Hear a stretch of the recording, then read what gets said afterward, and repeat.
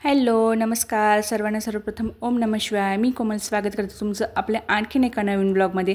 आज आहे 1 जानेवारी 2025. आजपासून इंग्रजी नवीन वर्ष 2025ला सुरुवात झालेली आहे. तर या वर्षाची सुरुवात देवाच्या दर्शनाने व्हावी म्हणून आम्ही गेलेलो होतो देवाच्या आळंदीला माऊलींच्या दर्शनासाठी, माऊलींना प्रार्थना करण्यासाठी. हे वर्ष सर्वांना सुखाचे, समाधानाचे, आरोग्यदायी जावो, सर्वांच्या सर्व इच्छा पूर्ण हो, सगळ्यांना यश मिळो, प्रगती हो, हीच इच्छा माऊलींना प्रगट केलेली आहे. माऊलींकडे आशीर्वाद घेतलेला आहे या सगळ्यासाठी.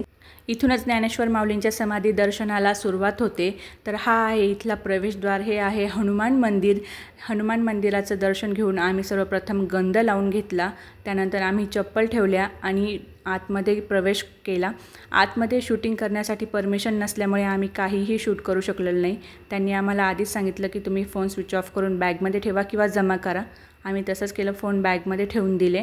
आणि दर्शन झाल्यानंतर जेव्हा बाहेर आलो तेव्हा इथे प्रचंड गर्दी होती. आतमध्ये दर्शनाला प्रचंड गर्दी होती. इथे असे बाहेर हे दुकानं लागलेले आहेत. इथे आम्ही थोडीफार शॉपिंग केलेली आहे. आणि शूट करणं खरंच खूप अवघड झालेलं होतं, कारण की आर्यालाही सांभाळायचं, शूटही करायचं आणि इतकी गर्दी होती. सारखं म्हणजे कोणाचे ना कोणाचे धक्के लागत होते. चालायलासुद्धा जागा नव्हती, इतकी गर्दी झालेली होती. आणि आम्ही समाधीचं दर्शन घेतल्यानंतर, माऊलींचं दर्शन घेतल्यानंतर आम्ही इकडे नदीकडे चाललेलो आहे. इंद्रायणी नदी आहे पुढे. नदीकडे गेल्यावरती सुद्धा तिथंसुद्धा खूप प्रचंड गर्दी होती. मी इथे काय काय शॉपिंग केलेली आहे हे मी तुम्हाला पुढे दाखवणारच आहे. हा आहे ज्ञानेश्वर महाराजांचा संजीवनी समाधी मंदिराचा महाद्वार. इथूनही आपण एंट्री करू शकतो. हा इंद्रायणी नदीच्या बाजूला आहे. आणि आम्ही जो दरवाजातनं प्रवेश केला होता तो दरवाजा आळंदी कडनं येणारा आहे. हा इंद्रायणी नदीकडनं येणारा आहे. तर असंच आम्ही थोडं बघत वगैरे शूट करत नदीकडे चाललेलो आहोत. मी सुद्धा इंद्रायणी नदीच्या काठीच राहते, बट आता माझ्या घराच्या समोर बांधकाम चालू असल्यामुळं नदी आता दिसत नाही. जेव्हा आम्ही राहायला आलो तेव्हा नदी खूप छान दिसायची. सकाळचा व्ह्यू खूप छान असायचा. आणि आता तोच व्ह्यू बघून आम्ही हे घर घेतलं होतं आणि आता तोच व्ह्यू आम्हाला दिसत नाही आहे. त्याच्यामुळे आमचं थोडंसं मूड ऑफ होतो सकाळी उठल्यानंतर. देवाची आळंदी माझ्या घरापासून फक्त 1.5 किलोमीटर आहे. म्हणजे समाधीस्थळ माझ्या घरापासून फक्त 1.5 किलोमीटर आहे. तरी देखील रोज येणं काही शक्य नाही. त्यामुळे असं काही खास वेळ असते, मोके असतात, तेव्हा आम्ही नक्कीच येतो दर्शनासाठी माऊलींच्या. आणि इथे खूप सगळे वस्तू मिळतात, पुस्तकं मिळतात, मूर्त्या मिळतात. आपल्याला हवं त्या प्रकारचं लाकडाच्या, पितळाच्या, मातीच्या, दगडाच्या, POPच्या सगळ्या प्रकारच्या मूर्त्या इथे मिळतात.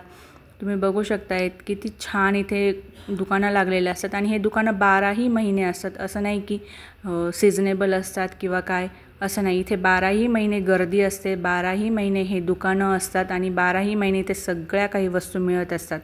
तर इथूनच सुरुवात झालेली आहे नदीच्या दर्शनासाठी. हे आहे इथे कासव, जिथून त्याचं दर्शन घेतल्यानंतर पुढे आपण जातो नदीकडे. तर तुम्ही बघू शकताय घाटावरती सुद्धा प्रचंड गर्दी झालेली आहे. आणि दुपारची वेळ आहे तरीसुद्धा लोक उन्हामध्ये उभं राहून माऊलींच्या समाधीचं दर्शन घेत आहेत. आणि दर्शन झाल्यानंतर नदीचं दर्शन घेण्यासाठी येत आहेत. इथे घाटावरतून मंदिराचा व्ह्यू काही असा दिसतो. तुम्ही जवळपास राहत असाल तर नक्की इथे 1 दिवसासाठी विजिट करण्यासाठी या. खूप सुंदर आहे, खूप छान आहे. दर्शनाला फक्त गर्दी असते, बाकी खूप सुंदर आहे. इथे राहण्याची सोय आहे, खाण्याची पिण्याची सगळ्याची सोय आहे इथे. आणि इथे लाडवांचा प्रसाद तर इतका सुंदर मिळतो. आपलं शेंगदाणे आणि गुळाचा लाडू मिळतात. त्याच्यानंतर आपले बुंदीचे लाडू मिळतात. खूप सुंदर असतात आणि फक्त 10-10 रुपयालाच असतात. आत्ता खूप गर्दी होती त्यामुळे आम्ही काही घेतलेले नाही आहेत ते. तुम्ही बघू शकतायत नदी किती सुंदर, शांत, संथ वाहते आहे. आणि इथे असं हे घाटावरती असे दुकानं लागलेले आहेत. शंख, शाळीग्राम, आपल्या सगळ्या प्रकारच्या माळा मिळतात. कवड्यांच्या, रुद्राक्षाच्या, कमलगट्ट्याच्या. खूप स्वस्त आहेत इथे. आणि हा बघा, हा आमचा फेवरेट पार्ट. कुठेही गेलो की आम्ही पहिले ती गाडी शोधणार आणि तिच्यात बसणार. त्यानंतर इथे हे एक रांगोळ्यांचं स्टॉल होतं, जिथे मी थोडीशी 2-4 रांगोळ्यांचे साचे घेतलेले आहेत. मी ते तुम्हाला दाखवेलच पुढे. आणि तिथून पुढं गेलं की आतमध्ये पुन्हा दुकानं लागतात. आणि त्या दुकानांमध्ये मी काय घेतलं आहे ते तुम्हाला दाखवणारच आहे. घाटावरून मंदिर हे अशा प्रकारे दिसतं. हे छोटे छोटे चबुतरे आहेत. त्याच्यावरती भरपूर असं काही लिहिलेलं होतं, कोणाकोणाच्या समाध्या आहेत त्या. खूप सुंदर आहे. एक दिवस घालवण्यासाठी उत्तम जागा आहे ही. जर तुम्हाला आवड असेल देवाची तर तुम्ही नक्कीच इथे येऊन एक दिवस घालवू शकतात. इथे खेळणी, टॉईज सगळं काही मिळतं मुलांसाठी, लहान मुलांसाठी. घरातल्या वस्तू पण मिळतात. त्यानंतर आपलं कानातले, गळ्यातले मंगळसूत्र, इमिटेशन ज्वेलरी, तांब्या पितळाच्या वस्तू, भांडी, देवाची वस्त्र, भांडी, देवाला लागणारे साहित्य सगळं काही इथे मिळतं. आणि हे बघा इथे छान पितळाच्या बैलगाड्या होत्या, खूप सुंदर होत्या ह्या.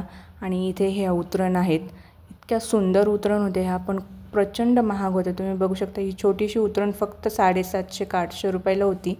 इथून मी काय काय शॉपिंग केलेलं आहे हे मी यानंतरच्या व्हिडिओमध्ये लगेचच तुम्हाला दाखवणार आहे. तर असा होता आजचा हा व्लॉग. कसा वाटला तुम्हाला कमेंट करून नक्की सांगा. व्हिडिओ आवडला तर लाईक करा, शेअर करा.